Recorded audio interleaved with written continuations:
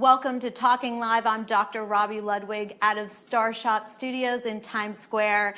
Today we have a special guest, Laurie Gelman. I know her from back in the day. We used to work together at Cookie and then at Baby Center, and we've had lots of long talks about being a mother, a parent, and how to do it right. And certainly, when you hear Laurie speak, you will hear that she is a capital wife with a capital W, and she is one heck of a good mother and with an admirable family. Really? Really. Thank you. Yes, wow. Really, it's really true. I can leave now. That's all I came for. And yeah, plug about me being a good mother. Well, and I am just so excited because she came out with her debut novel, and I've been waiting for this. I feel like longer than other people because I knew about it, yeah. this novel when you were in the process of writing it and editing it, right? I think you were editing it. You were. I know. I think I was writing it as well. Oh, were you writing? That's a lonely job. Writing a book is a lonely job. Yeah. Did you have a love affair? So anyway, this is her novel. We will have. I just want to say that we are going to have links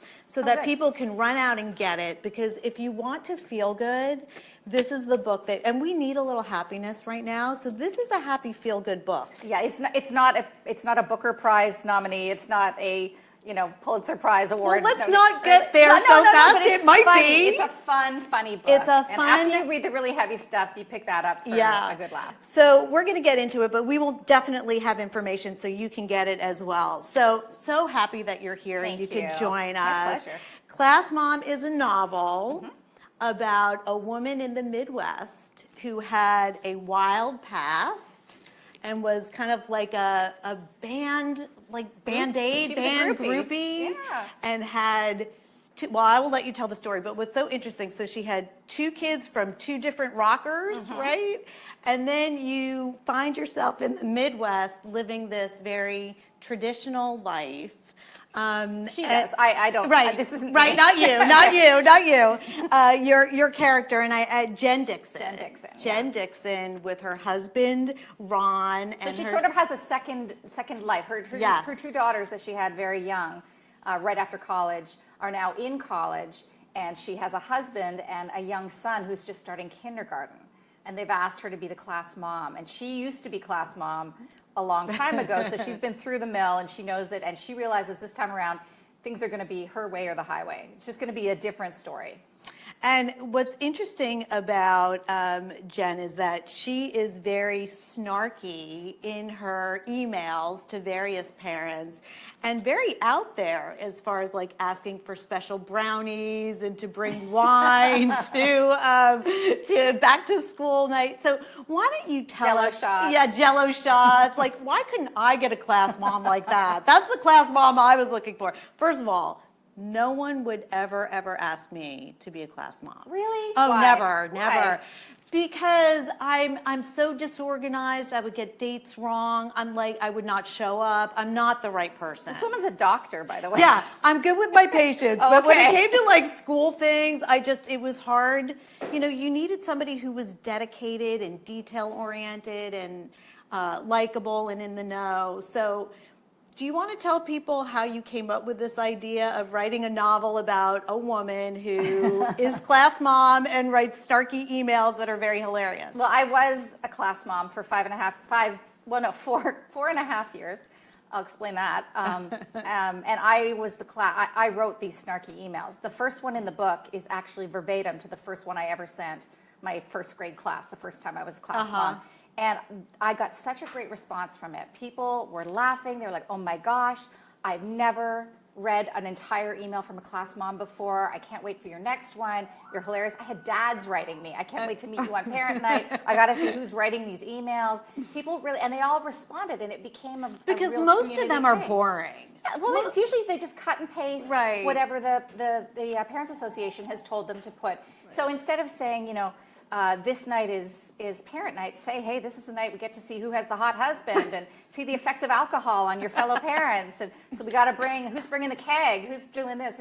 And, a lot of his ingestions like, oh, by the way, we'll also need, and then you put the real stuff and stuff like that. But I thought I just had to make it interesting. I did. And then I decided to write a book, not about me doing it, but about another woman doing it in a completely different situation and setting. Now, when I was reading about Jen Dixon, she isn't your alter ego. It seemed like she was more of like a twinning ego. Because really, when I was reading it, it felt like I was sitting and having lunch with you. Like a lot of your personality She's my and voice, sense definitely. of humor really comes through. Yeah, but she's much cooler than I am. I think she's absolutely the best me. Uh-huh. I am nowhere near as cool and groovy as Jen Dixon, but I do have that sense of humor, and Yes. I mean that's what comes out in the book is my sense of humor.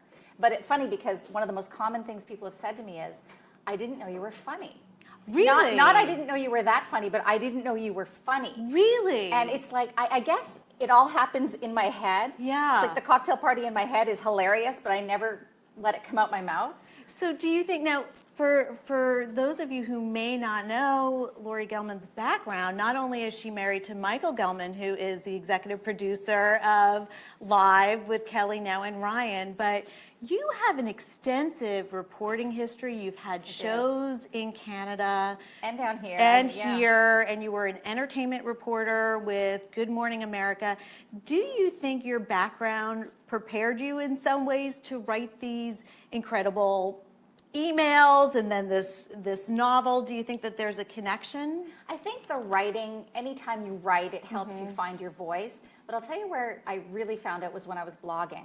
Because when you're working in news or even in entertainment news, you have to stick with the script and you have to be sort of just the facts, ma'am, or you used to have to be. I don't know what it is now.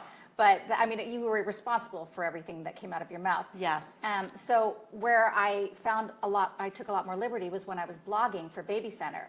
And I could just say what I wanted. And the thing is, you have to have a really thick skin because, boy, those people will tell you exactly what they think of what you just wrote. Yeah. And it's brutal sometimes. I remember we would have conversations about some of the feedback you would get from Baby Center, and that's tough. Listen, it's a little bit like cyberbullying. I think people don't really consider you a three-dimensional person. Right. What's the meanest thing somebody has ever written to you? Oh, gosh. There's been so many. I said something once. It was like the top 10 things, like how to get your kids on an airplane, how to survive with your kids on an airplane. And my 10th one was sort of an ha ha ha, and if all else fails, a little cough medicine in the bottle, never hurt anybody. Oh my God. You'd think I had said, put cyanide in your kids, you know. It's like drink. people have no sense of humor. There was no sense of humor with that at all, and I was called many awful names. And you allude to that in the book, which I think is hilarious about, you know, the moms who are sensitive. Like you talk about the moms who are sensitive about peanut allergies, which is a very serious allergy. Very serious. And we understand that. But this was for like a parents' night, so the kids weren't going to even be there. So, I mean, you call out this woman like, hey, let's get it straight. Right. Do you think that moms really need kind of that confrontation when you were actually doing, you know, the class mom in real life? Did you find that you needed to confront certain moms, or it was all done in good fun and jest? You know, there's never a good way to confront a mother. I did my emails, did my talking for me, and I found that for the most part, people get it. You know, you don't have to, you know, go up to them at pick up or drop off and give them the one-on-one. Yeah. People they want to do the right thing. Although I did call people out if they weren't volunteering for stuff. I would yell. You would have called me out. I would have, like, because I would have forgotten something and been lazy. Yeah. Robbie, cupcakes I would have gotten a very nasty and deserved it. But I think everybody should see your beautiful family. Okay. Because we have a picture from your book party. And one of the things that was so touching was that Michael threw the book party for his wife, and also has been a great inspiration and your cheerleader, and like really helpful with the press and social media. Yes. But during your book party, I don't know if you know this, I was a little pushy because I really wanted to hear what Michael was saying. So I'm, you know, I had whatever, I was pushy. It was after a long day of work. I'm like pushing somebody. I was like pushing, and all of a sudden, this lovely man turns and goes, "Oh, I'm sorry. I'll move out of your way. Brian Gumbel." Oh. I was like, oh my God, I didn't recognize you from the back of your head. And I was literally like pushing it, but he couldn't have been lovelier about it.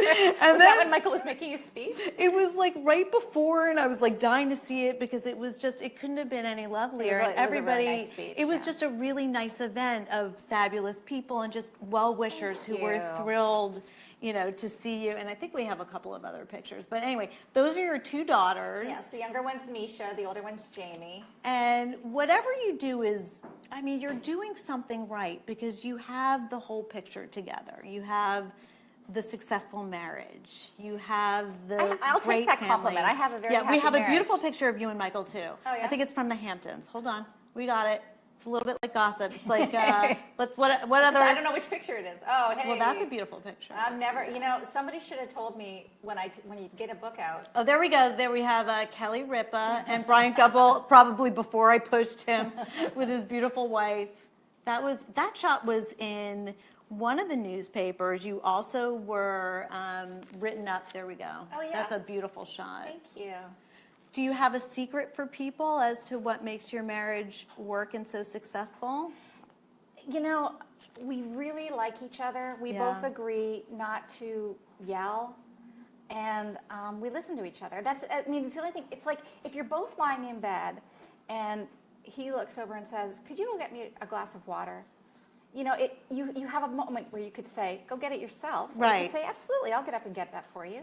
And that's so you choose the happy one. You know, Kindness and thoughtfulness go a long way. Yes. But you just, I mean, everybody who sees you can tell it's just a relationship that works. Oh yeah, for some reason. Yeah. You know, I think we were both determined to only be married once. My parents were divorced. His had been married for like 60 years. Oh, okay. So I think we both knew what we wanted. And so I wanted to tell you one of the other things that I think really works in your book that comes across, and I haven't heard anybody else talk about it, and you've been written up in the New York Times and all over, and tremendous success, and like I think the top 5 as far as humor books on Amazon. I know. Can you believe So it's really, really doing well. But in the book, the characters are so likable. And there's a happiness that comes across, and you understand family life. And so when you write about Jen and her husband Ron and Max, there's a happiness where you want to be with the characters. So I would find when I put the book down, I wanted to be with them again. Oh, that's which nice. is a sign of a really great novel, which is why I know it's going to be on TV. At least it should. I hope so. If you're asking me. Do you know somebody? Yeah. Because the characters are people you want to know more about. But they're not perfect. Like it's by no means a perfect marriage or a perfect family. So I'm a Perfect therapist. kids, I assume nobody's perfect. I know no one is perfect. And you're right. That is what makes them likable because we don't like perfect people. No. You know, I mean, you don't like any extreme one way or the other. Like I find sometimes like when a class mom is portrayed in a movie, I find that it's usually she's the uptight, snippety, judgmental. And I thought, well, there's nobody like that either. You know, there's nobody who's the perfect mom, and there's nobody who's that crazy nuts. You know, there's sort of like everybody's sort of a mix. So you gotta choose your side. Now, in real life, was there a PTA president of the PTA who asked you to be class mom, or is that just part of? I'll tell you this that and it'll make you want to read the book because. Not that it had anything to do with this, but after my 4th year, I was done with being a class mom, and they called me and they said, "We really want you back. Everybody loves you as class mom, blah, blah, blah, blah." And I said, "Okay, I'll do it one more year." And 3 weeks in, I got fired for my emails for being so snarky and assertive. Now, as a therapist, I might ask, was there an unconscious wish to get fired? I don't know if there was. I mean, I was really upset about being fired, but because I'd been doing the exact same thing for 4 years and no one said it. Boo. But, you know, maybe I was taking a little more of the armchair on the 5th year. Like I was really in my swing. Really getting into it. People, you know. So but I guess, you know, you piss off one person or the wrong person. And or they're having a bad day or for whatever reason. So I got fired. Did you ever find, and you should thank them. I hope they were at the book party and say, "Thank you for firing me. You inspired me to write this book." No, I didn't, but I should. You're right. Yeah, that would be very gracious of me to do Did you find out, so you know who fired? Or I know who complained, Okay. Absolutely. Okay. Did you ever say anything Shame to them? on you. No, I didn't. No. Maybe someday. So people are already asking for a sequel. I know. Did you realize that? Yeah, I've heard that. I've heard that they like the character so much they want to go the rest of the journey with her. But I think that's because the way you balance successful family and work comes across in these characters. I think you're like No. giving me exalted status that I don't deserve. No, really. no, because I see things as a therapist. So I think I look at it with slightly different eyes, and so I'm evaluating things from a slightly different place than, let's say, somebody who reads books for a living and does a critique. This is good to know if you go out with Dr. Robi Ludwig, that she's evaluating No, you, but even as you're having cocktails with her. I'm fun. You've seen me at parties. I don't seem like I'm like analyzing people. No, not at all. But I guess you've trained to be observant. Yeah, I mean, that's Yeah. kind of my job. Now, what was it like for you writing this first novel? Did you take a class? Did you just know? I was a stupid new guy. I thought, how hard can it be? Uh-huh. And I sat down and I found out exactly how hard it can be. I thought I'd have this is going to write itself, I said after the first 20 pages. And no, it really is lonely, hard work. You talk about, and we'll give a shout out to Soul Cycle, an experience you had, because we love Soul Cycle here. You had an interesting experience with Soul Cycle and relieving your block. Do you want to tell that story? Yeah, well, first of all, I'm a huge, Sue is my guru person, Sue Molnar. She teaches on the Upper West Side, and I'll go to any class that she has. But I happened to be in a Kabbalah ride, which they only have once a blue moon, and someone had said, we should go and support it. And I thought, why not? And I was completely blocked. I'd been blocked for 4 months. I didn't know what to do. And Stacey Griffith was teaching it. Oh, she's great. She is good. Yeah. And she, I was sitting there on the bike, and she said, okay, put everything that is bothering you on the bike, on your handlebars. I'm like, okay. And I put the book on my handlebars. And literally halfway through, I almost had to get off the bike and run out and write because it just came to me like a flash. I was like, oh, I know what I'm going to do. It was so amazing. And, there was Does chanting. Stacey know this? I told her, yeah. Oh, okay. Yeah, I think she liked that story. Yeah, I'm sure. Yeah. The CEO of Soul Cycle should also know that as well. She would love to hear that. Which one? Who's the new one? I'll introduce you. Okay, I'll introduce you. We have some numbers to exchange. Part of the show we have is called Keeping It Real. So we asked some questions. Would you play along? Sure. Yeah. They're real. They are real. And they're nice, too. Maybe that's why you're successfully Yeah. married. They're real. Who has that anymore? Next I don't know. Okay. What does the perfect day look like to you? I live the perfect day almost every. That sounds so lame and awful. No, and I it don't want it doesn't. to, but no, I get up. The kids go to school. I go to spin class.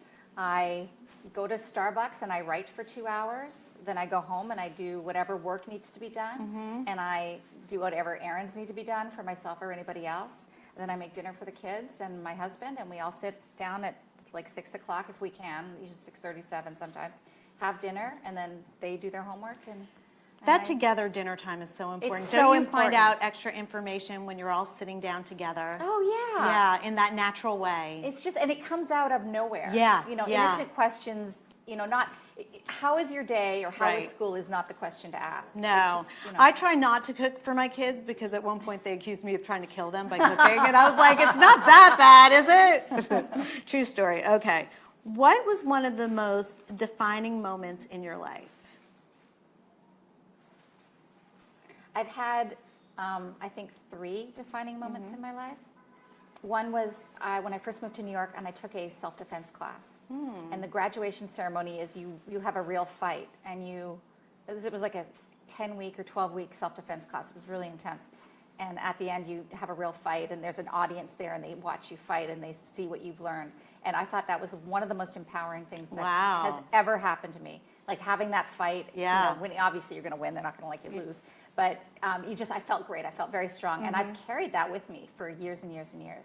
And you certainly need that in the entertainment business. Yeah. That inner fighter. Oh my gosh. But right? also just the physical, being in New York City, being in any city, you just want to be prepared, you know. So I loved that. It was actually, the place was called Prepare, and they still do classes. I love that name, right? Yeah, and they're great. I love that. How did you and your husband meet? I don't think I ever found out the answer. Oh, to I this interviewed question. him. Oh, really? I'm a very good interviewer.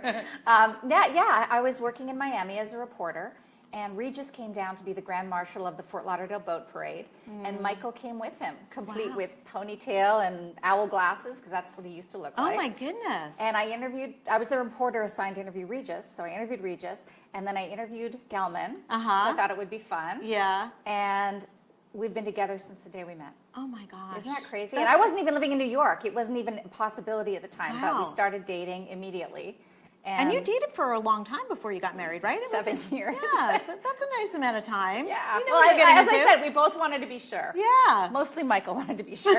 I was ready after like year 3, but it Aw. took him a little well, longer. he obviously, you got it right, so that's all that matters. Okay.